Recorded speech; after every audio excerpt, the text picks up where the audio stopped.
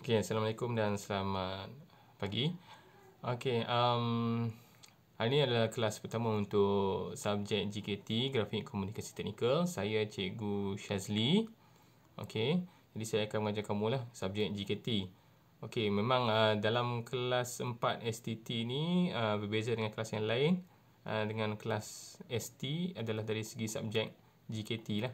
Kalau kelas ST ambil biologi, yang kelas kamu STT akan ambil subjek GKT. Okey, walaupun kamu masih lah mungkinlah ada yang belum tentu lagi nak stay kelas ni ataupun nak tukar kelas lain. Okey, tak apa. Untuk hari ni kita cuma tengok pengenalan untuk subjek GKT di kata 4 lah. Okey. Video ni tak panjang, sekejap je. Okey. Jadi nanti saya akan bagi link untuk buku teks digital ni. Link dia untuk AnyFlip. Jadi kamu tak payah download, just boleh tengok. Okey, untuk bab 1 kita akan tengoklah pengenalan. Mana-mana pun kita kena kenal dulu suatu benda tu sebelum kita belajar benda ni. Okey, jadi GKT pun bab 1 ni lebih pengenalan apa itu yang dimasukkan dengan GKT ataupun Grafik Komunikasi Teknikal. Okey. Grafik, dah nama pun grafik.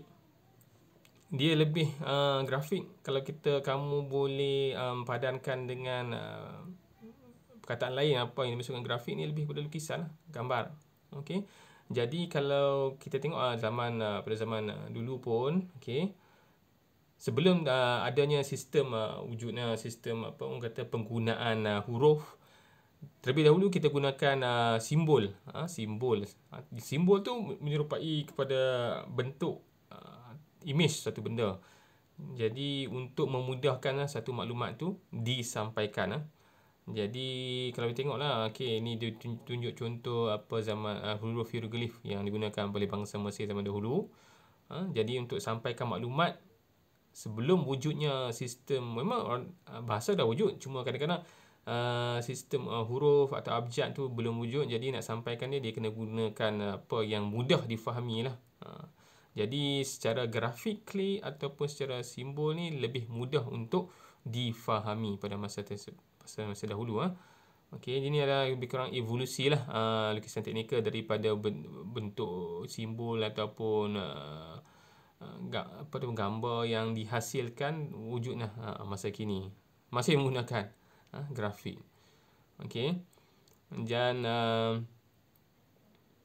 okey, pada hari ini memang kalau daripada wujudnya simbol, daripada wujudnya pensel, kita terjemahkan kepada lukisan ataupun yang lebih teknikal menggunakan peralatan teknikal. Lepas tu dah ada peralatan teknikal lebih maju lagi, kita gunakan pula komputer. Bila komputer wujud, kita boleh gunakan komputer untuk lukis. Lukisan tu menggunakan bantuan komputer aided design, CAD. Okey. CAD. Okey, CAD ni adalah ringkasan untuk computer aided design. Okey, contoh dia ni lah perisian yang digunakan ni. Contoh ni untuk okey, nanti akan ada soalan. Jadi yang ni untuk yang dia gunakan, okey, ada software yang digunakan lah. InsyaAllah lah kamu akan pelajari kalau di kata 5 AutoCAD. AutoCAD. Okey.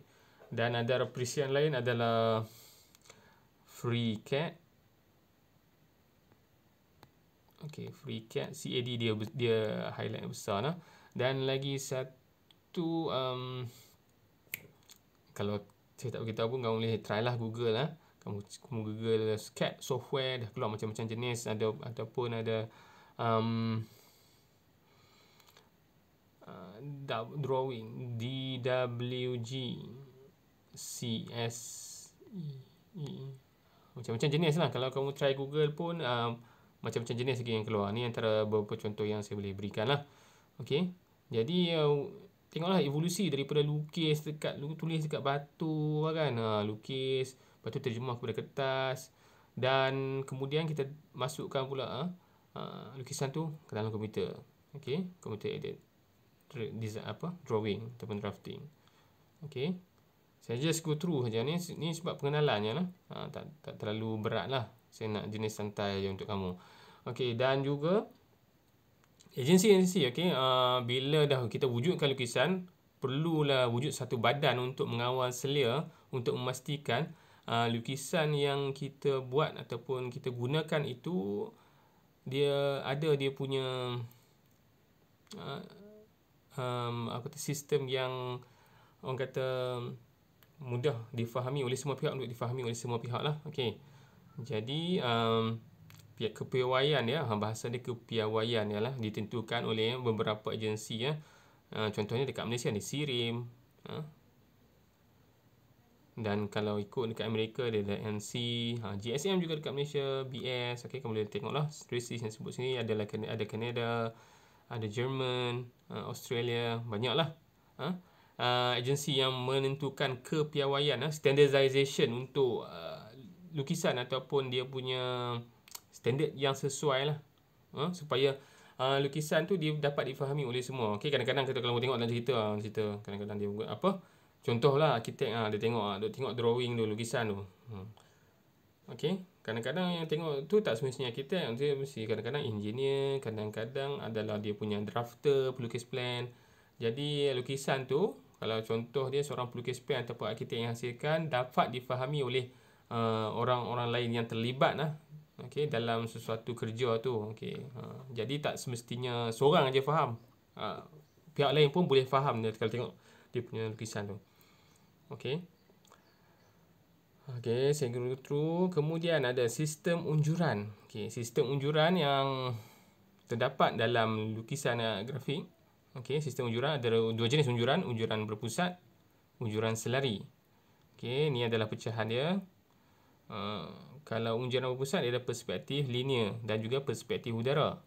Okey, tapi nanti kita cuma pelajari perspektif linear saja, iaitu perspektif 1 titik dan 2 titik yang akan dipelajari masa tingkatan 5.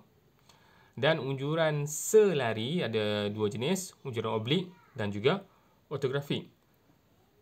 Okey, kalau kita tengok oblik ni ada oblik arm, kabinet dan kabinet. Yang ni akan dipelajari masa bab 9 nanti.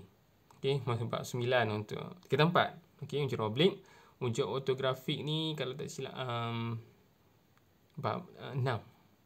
Kalau tak silap 5-6 macam itulah, bab 6 nanti unjuran ortografik. Dan yang kita pelajari cuma yang ni je, unjuran pelbagai pandangan, iaitu unjuran sudut pertama dan juga unjuran sudut ketiga. Yang akan dipelajari cuma unjuran sudut pertama. Okey. Jangan takut, just tengok dia punya sistem unjuran saja, okey. Okey, macam saya beritahulah, grafik sebagai media maklumat tadi, beberapa kerjaya yang terlibat lah. Okey. Kalau kamu tengok, saya besarkan sikit. Bidang kerjaya yang melibatkan JKT. Mechanical dan pembuatan, elektrik, elektronik, kejuruteraan awam, juruukur, seni bina dan juga hiasan dalaman. Okey. Jadi kalau kamu belajar drawing ni, tak semestinya nak jadi engineer, jadi arkitek. Okey. Kalau jadi interior designer, hiasan dalaman boleh. Ataupun kalau kamu jadi drafter, pelukis plan pun boleh. Tak semestinya kamu kena jadi arkitek saja, okey. Kena buanglah dia punya tanggapan belajar ni nak jadi arkitek, bukan. Tak semestinya kamu terlibat dengan apa-apa kerja teknikal sekalipun, ataupun kamu tak terlibat dengan kerja teknikal, tapi sekurang-kurangnya kamu boleh tengok drawing tu, okey, kamu fahamlah, kan. Ni antara jurutera pekerjaan terlibat, jurutera arkitek pelukis plan ini dia beri dan tugas-tugas, okey, tugas-tugas yang dinyatakan. Deskripsi tugas kamu boleh go through tengok. Saya tak mau panjang video ni, jadi saya nak buat secara ringkas. Jadi untuk minggu ni cuma kita tengok 1.1 sahaja.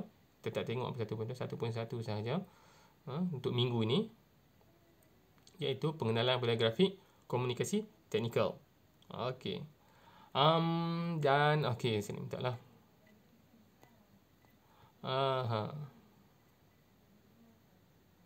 Okey, dah habis kita tengok. Okey, latihan 1.1. Okey. Kalau boleh, kamu siapkan latihan ni lah. Apakah 1, 2, 3, 4, 5. Okey. Saya rasa untuk 1, 2 tadi, 3. Okey, 3 contoh perisian tadi saya dah beritahu tadi. Kalau kamu rasa susah, kamu boleh Google CAD software ataupun perisian CAD.